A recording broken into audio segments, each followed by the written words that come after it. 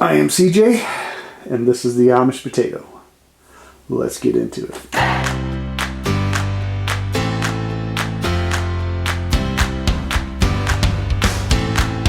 In my testimony, I have two now. A long version, which is the first video I uploaded, is a more detailed testimony, and then the second shorter one, which is only 20 minutes long.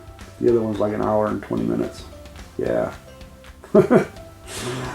So if you haven't watched those, go watch those and then come back to this one. In those testimonies, I kind of left off. I moved out here, life got better, Christian church, right? I got married, and then I just kind of left off there. So many of you have been wondering how me and my wife met and kind of what our family is like now. So here it is. When I moved out here, I started working at Jayco, and at Jayco I was kind of an inspector. I would walk the line and make sure people are doing their jobs correctly and not cheating. You know, the testing that went on, make sure that the lights are being tested correctly, the water system's being tested correctly, the correct screws are being put into place, and so on. I moved out here, I didn't know anybody. So I worked there, and on the weekends I would go do stuff. I would find trails to hike, I would find caves to adventure to, waterfalls, whatever. Anything I could,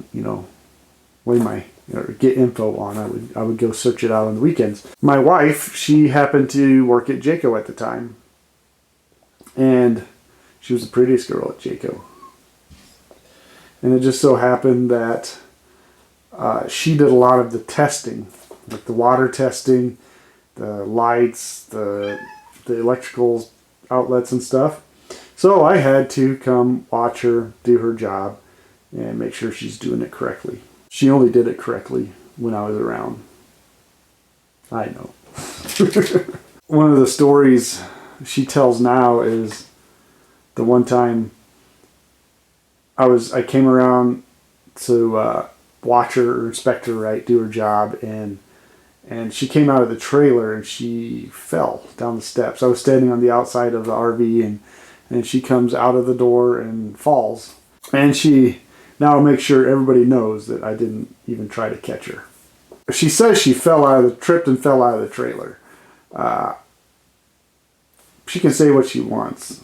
What really happened was that she comes out that door and she sees me, and she just melts. Her knees get weak and she just melts and just crumbles, right? She didn't actually trip and fall. I know. We got to know each other, and my wife, her name's Savannah, who is a bit of a spitfire. She also has a big heart. She tries to hide it, but it's there. I know it's there. She kind of felt sorry for me because she knew that I didn't know anybody out here, that I was all alone. And she invited me to one of her daughter's baseball games. So she had 3 kids when I met her. She had never married, but she had 3 kids. She had a bit of a hard life. She invited me to her oldest daughter, now I say our kids, our oldest daughter, Hannah's baseball game. And I didn't want to turn her down. So, I showed up and we hung out with her family. I don't know if she would admit it. I don't know if she was crushing on me then or not, or if she was just being nice. I've asked her, I think, or tried to ask her, and I don't know that she would admit it if she was. So I don't know. Anyway, so from then on out, we just became really good friends, and when I'd find a new waterfall to hike to or new caves to hike to, I would invite her along, and I would, and her and the kids, and we would go do this stuff, and we would just hang out. She became my best friend, and there's a lot of guys that I worked with, but most of them just they were into drinking and the bar scene and all that, and that didn't interest me. I didn't want that. I just didn't want that, right? So I would do my own thing, and she would come along and we'd go hang out. And then eventually that just turned into us dating and getting married. You know, that whole time I was still just starting to come to know the truth about Christ, right? Like I said, I was listening to Charles Stanley, and I was wanting to go to a church, but I didn't know which one. Like I looked at some Baptist churches, I looked at Community Church of Christ. I actually Sunday mornings a couple times I got dressed and went and parked in their parking lots or close to their parking lots, but I was never brave enough to go in. But I was searching. I wanted to go to church. I wanted to be, a part of one, and I was learning the truth of Christ and salvation and all that. And we would talk about this, me and Savannah, on our hikes and stuff like that. And she wasn't saved at the time. She was not a believer. Her grandma, she had gone to church with her grandma a few times. One time, we've talked about it long enough, and I think I kind of stressed to her how important it is to be saved. And one Saturday, she said, "I'm going to go to church tomorrow. My grandma used to go to Calvary Chapel in Buell, and I'm going to go." And me, being like, well, if you need somebody to go with you, I'll go with you. All the time thinking, yes, finally I don't have to walk through the doors by myself, right? Of course, I played it off as I'm doing her a favor. So, backing up a little bit in my life, my cousin Cynthia got married. I don't know how old I was, 18, 19, 20. She got married. She wasn't married Amish, so she got married in Napanee Missionary Church in Napanee, Indiana. And she had I don't know his name, a younger, probably 30s, mid-30s pastor marry her. And he did a little sermon before he got married. And I remember him preaching, and I had never heard anybody teach that clearly. It was simply just a message on marriage. It was just simply teaching scripture, but when somebody teaches truth, truth just resonates somehow. It's so clear and so powerful, and I walked away that day knowing that I would never be satisfied until I could attend a church with someone who teaches like that. I don't know his name. I wish I did, so I could contact him and thank him for what he has done. He obviously doesn't know, but he was definitely a tool that God used and that was a turning point in my life. I didn't know at that time either. So anyway, when my wife said that I'm going to go to church tomorrow, and I volunteered to go with her, we walked through that door Sunday morning in Calvary Chapel, Buell, and worship. It was a full band worship, something I had never experienced before. I gotta say, it was a little uncomfortable at first. But we got through that, and Jackie Roberts, our pastor, stood up and started teaching. And there it was. There was that clear teacher that I knew they were out there, and he was one of them. And we have never turned back. We have been attending that church ever since. So, it's kind of crazy how God works. So long story short, we ended up getting married. My poor wife, though, I didn't give her a wedding. We planned the date, and she started making wedding plans, and the closer it got to that date, the more I started freaking out on the inside. I couldn't tell my parents. I'm starting to think about all these people that are going to show up, and I couldn't tell my parents because I knew that it would break their hearts. Number one, Amish people never want their young men to get married to a non-Amish woman because they haven't grown up and been raised with the values of the Amish, right? Number two, it meant that if I got married out here, that I would probably never move back home. Because that was always a possibility before getting married, that I might eventually move back to Indiana. So I didn't want to break their hearts, and I didn't want to tell them, and I couldn't tell them. And the date got closer and closer, and I called my wife. I was like, I don't know if I can do this.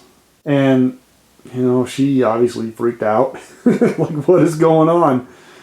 And it was, a little rough there for a couple days. And then I called her. I was on the road in a truck at the time. I called her. I told her, okay, look, I'm struggling here. So I don't know if I can do the wedding the way we were planning.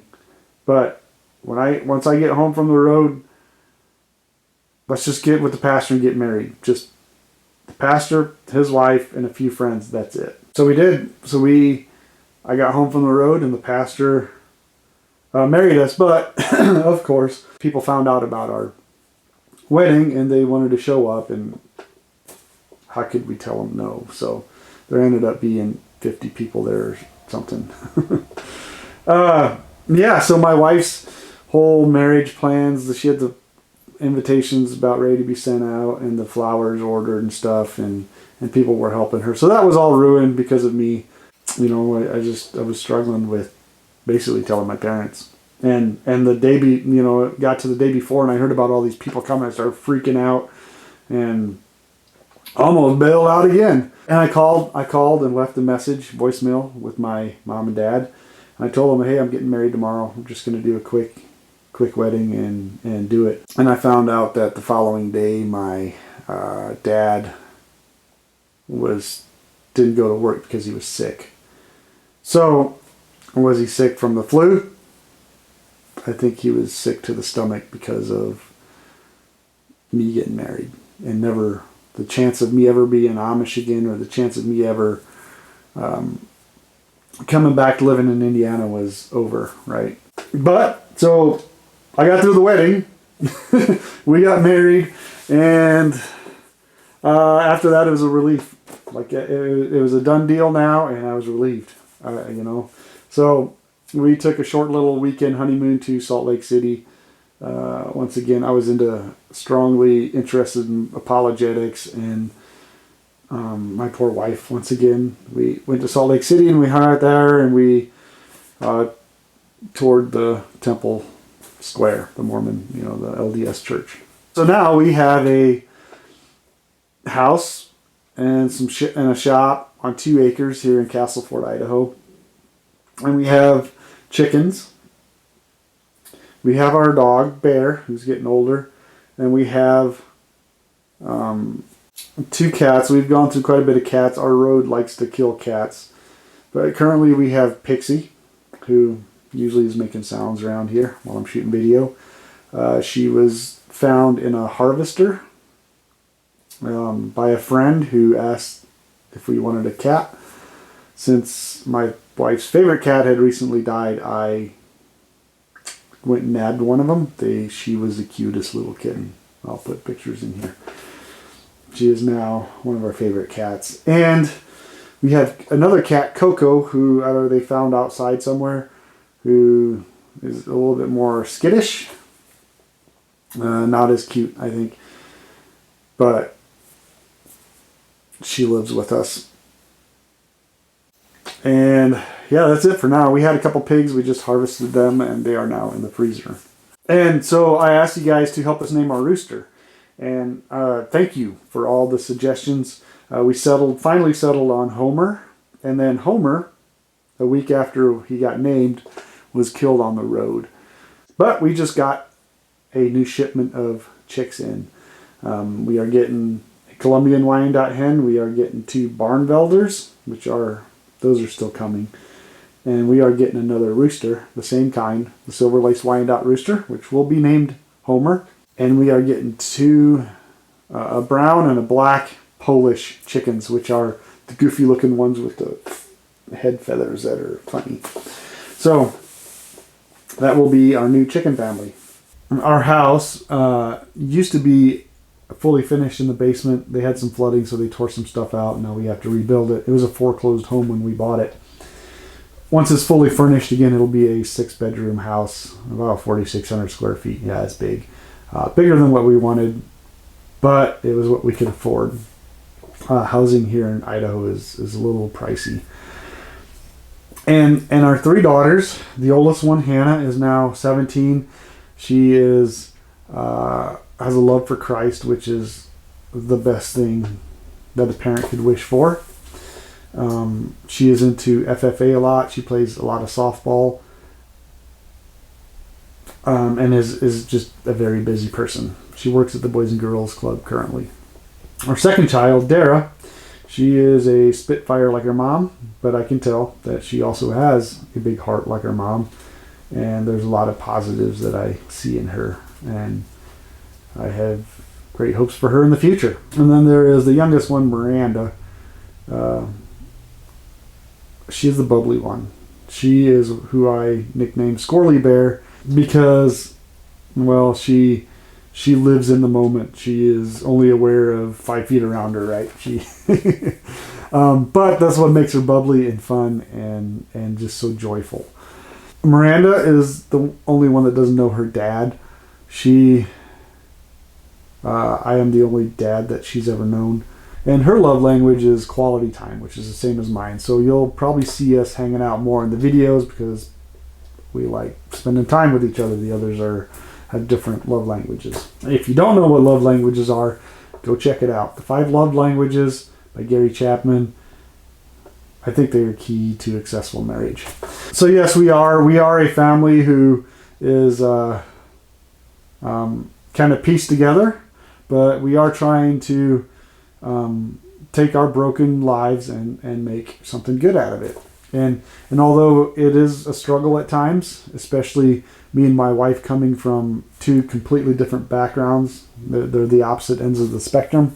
But as long as we, put God first, I think everything will work out in the end.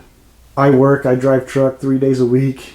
My wife is currently running a little cafe 5 days a week, and we have a good sized garden. Thankfully, my wife is not lazy, and she never did garden before we got married, but we decided to do a garden and she fell in love with it, and I think that is so beautiful. Like in the evenings, the sun starts going down, I can see her out there picking weeds or attending to her plants in the garden. It is that is very, I don't know, it's very beautiful to me for some reason.